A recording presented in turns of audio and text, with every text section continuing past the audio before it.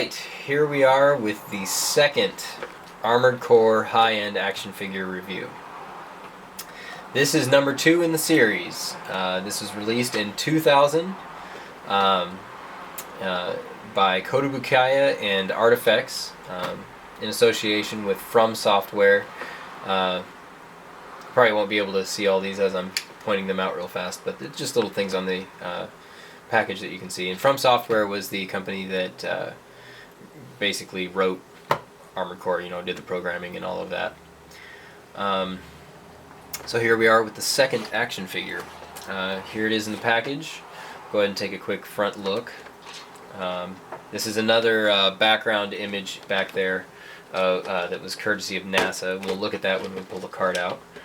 Here's the back. We see photos of the figure there, and then various gimmicks. The overboost is produced here. The shield, how you attach the shield, which is a little part that you need to remove from the arm. Reproduction of the grenade launcher gimmick, and all of this. You might not be able to see all this because of the reflective plastic. So why don't I just go ahead and slide it on out of there.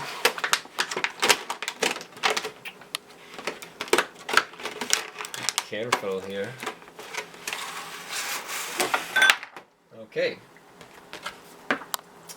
So here's the back card. And like I said, reproduction of the grenade launcher gimmick. Talks about how there's 25 points of articulation. Number 1 in the series. Number 3 is now loading. Number 4 is now loading. And number 4 is basically the ever-loading figure. It never showed up. It was never made. So there were only 3. Alright, and then we'll take a look at this front. Down here it says, at the corner, it says, courtesy of NASA, /JPL, /Caltech, /Main Space Science Systems. And so it's an actual photograph of outer space, a planet and a satellite, or a space station, I believe. I'm not sure that this, seems a little suspect to me. I'm not sure if that's actually a moon of the planet that it's circling, or something that was edited in. Anyway, that's the card back. Go ahead and put that aside. Okay, figure in the package. We'll go ahead and remove it.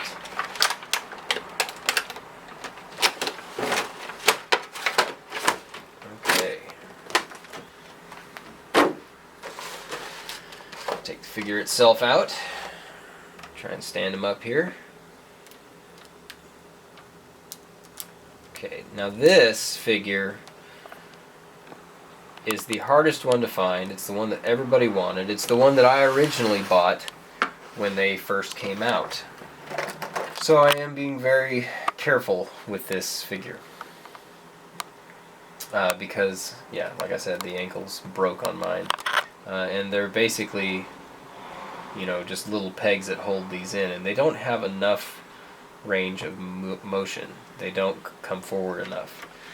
So this is the one that everybody wanted. It was the coolest looking one in pictures and all of that.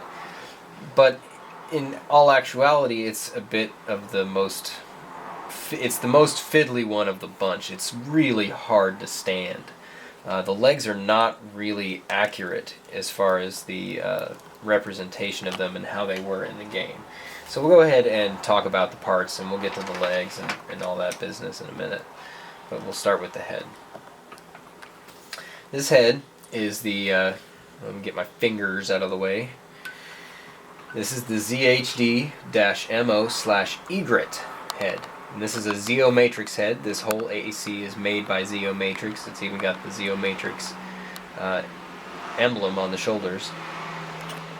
And this is actually a head that I used a lot in the game. I liked the radar, I liked the functions of the head, I liked that it had a biosensor, which is important in Armored Core 2 because you fight a lot of disorder units, which are biological sort of mechanical organisms that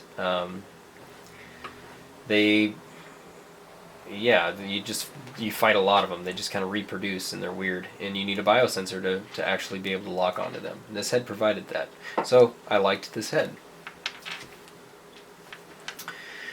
we'll take the arms off, set them aside, and take this core off here.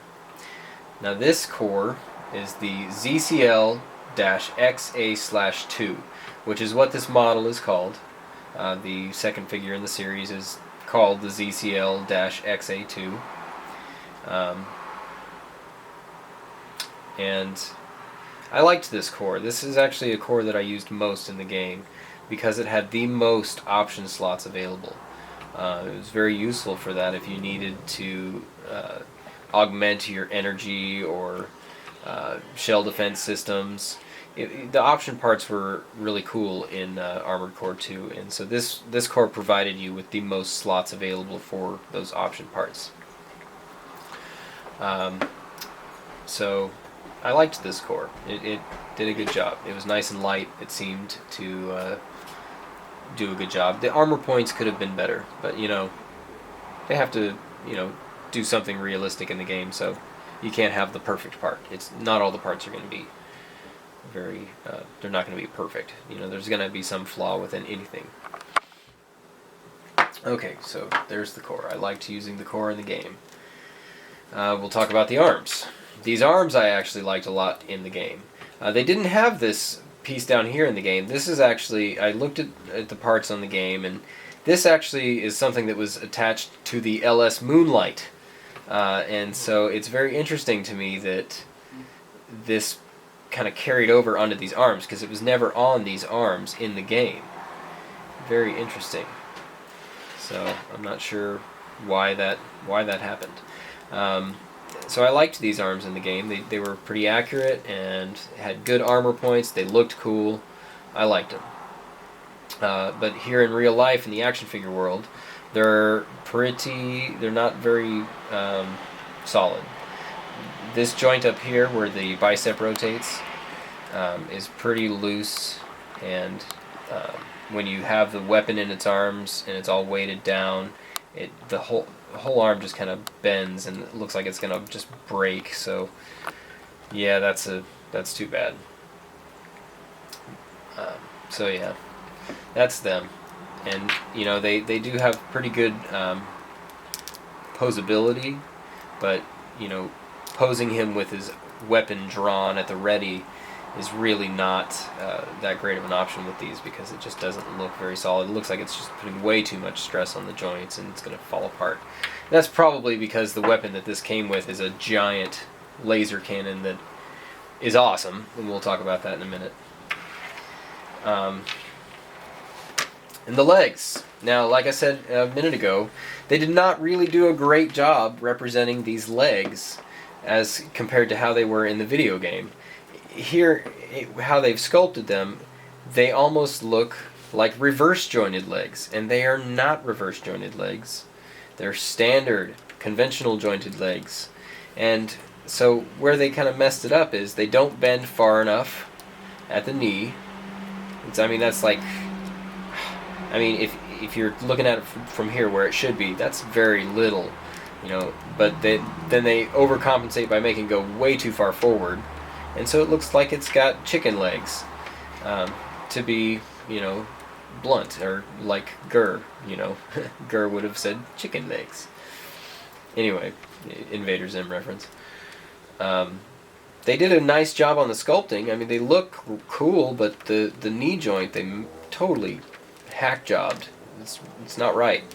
And the ankle joints don't go far enough forward to actually make it stand like it should. It should have pretty straight, vertical, thighs here in comparison to the calves, and then the ankles are the ankles and the feet should have been able to come farther forward so that it could have more of a center of gravity. The center of gravity would be moved forward. So they didn't really nail it on these. And that's a little disappointing, and that's why it's so fiddly, and it doesn't like to stand. So this figure, when it's all put together, I actually tend to keep on a stand. It's a converted 1 and 144th scale Gundam stand that I modified the clip for to hang this figure from, and just keep weight off of the ankles. So Yeah, because I don't want to break them again. I mean, I'm sure I could fix them with all the experience I have now of, you know, dealing with these action figures and things breaking in life. I'm sure I could fix them, but so this here is the back weapon, and this is the grenade launcher, and it's absolutely devastating. It does tons of damage. It's somewhat easy to avoid, but you can get some good hits out of it, even against some pretty challenging opponents. So good weapon, definitely lots of firepower. Now here is the missile pod. This fires a multiple warhead missile. It shoots out as one, and then when it gets closer to the target, it splits off into 4, and then comes in on the target. And you usually get, you know, at least 2 out of 4 hits of the 4 warheads. If you can land all 4, you do a great deal of damage. So it's a very good weapon. I used it a lot. And my neighbor as well. He seemed to really like it. These are the Hound is what these are called. The ZEX-RS Hound. And these are basically missile interceptors. They do a good job of knocking out incoming missiles. Okay, so I'm going to have to take off the hand here and pull straight out. There we go. See, it's very fiddly. It likes to fall over. I'll go ahead and pop in the open hand. And pop in the very cool Kurosawa Mark II.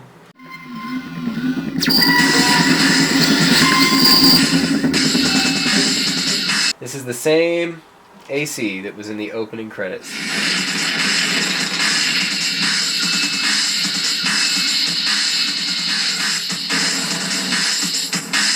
So over here you have a shield, the energy shield, and this is the EES-777 LAR shield, but it you know, it's a shield, and we have a fiddly action figure here, folks. And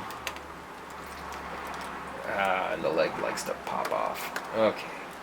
Alright. See, we're getting into some of the flaws here. So we have the shield, and then over here we talked about the Kurosawa Mark II. Very awesome weapon. I didn't talk about what this part number was. This is the ZWM M24/IMU, and this is, like I said, a very great missile pod here. And then the part number for the grenade launcher is the EWC GN44-AC.